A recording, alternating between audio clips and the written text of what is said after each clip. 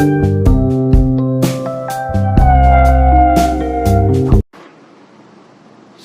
my name is Ujala Dilip Thakur, and in this video, I am going to recite a beautiful poem on the life of a bird. Hope you all will like it. So, let's start with the poem.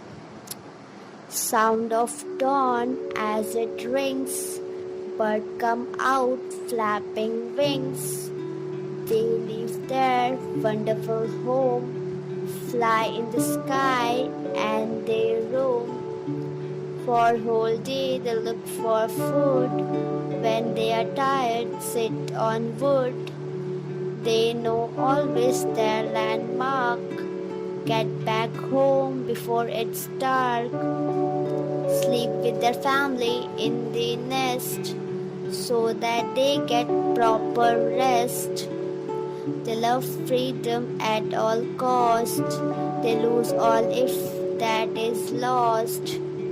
If you offer them a cage, it will lead to their outrage. Learn from a bird a peaceful life without a gun or a knife. Thank you so much for watching this video. If you like the video, please share it and subscribe to our channel.